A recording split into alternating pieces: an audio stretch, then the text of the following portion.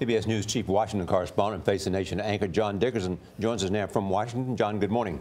Morning, Charlie. So what do you make of this campaign to eliminate all leaks at the White House? It is what kind of errand is it? Well, you know, like much in life, the tighter you squeeze on something, the less you may have. The problem with leak investigations in all past White Houses is that it clamps down on people inside of the White House. It creates an atmosphere of a little bit of terror. You get rid of people who are leaking. It makes everybody kind of look over their shoulder. And it's often that leaks are the sign of a White House that's not operating in a healthy way. Why do people leak? Now, I'm talking here about harmless leaks, not national security leaks, which we'll talk about later. But harmless leaks are the results of a process that doesn't work, where people feel like they're not being heard, where their opinions are being discarded, where things are happening to their colleagues that irritate them, or that seem like they're not fair or disloyal. And that is hard to fix by clamping down. White Houses are healthy when people are all working for a common purpose.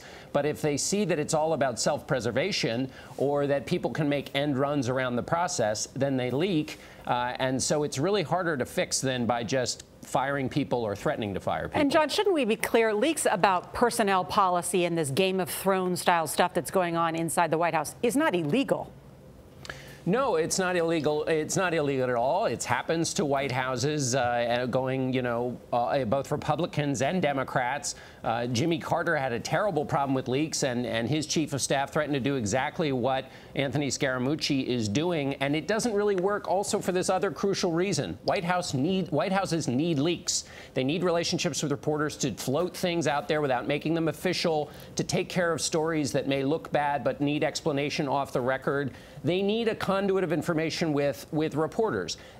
Those pathways then are used by people who are disgruntled by a process that doesn't work to leak information that, again, as you pointed out, is not illegal, but is just inconvenient. But here's another important thing. I've been reporting on health care. Republicans working on health care right now are talking not about leaks from the White House. They're talking about things that have come out of the president's own mouth, distracting his agenda, what he said to the Boy Scouts, what he's doing to Jeff Sessions, which Republicans on the Hill are scratching their head about, why he's trying to lead him to the end of the gangplank there. Those are things that are not coming from leaks.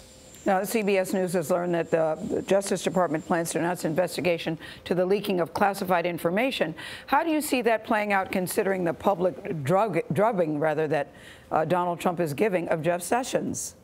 Well, in a sense, it may be the way that this gets settled down. Again, it's amazing how confused Republicans are, who are allies of Jeff Sessions, who want the president to do well, are by this public kind of situation that's emerged. But Jeff Sessions has been looking into leaks. These are the illegal leaks. These are things of classified information. He's been doing this for a while. He mentioned it in his congressional testimony. They've actually already charged somebody. But this could be a way, if the Justice Department does something publicly, the president could take an off-ramp and say, well, now they're taking care of this thing. Everything's OK. It's back on track, and I'll move on. But that's if he really wants his attorney general to stay. And we're just not sure whether that's the case or not. John, thanks so much. John Dickerson's book, Whistle Stop, My Favorite Stories from Presidential Campaign History, is now available in paperback. And may we say it's a very good read. We've interviewed John Dickerson about the book. Thank you, John.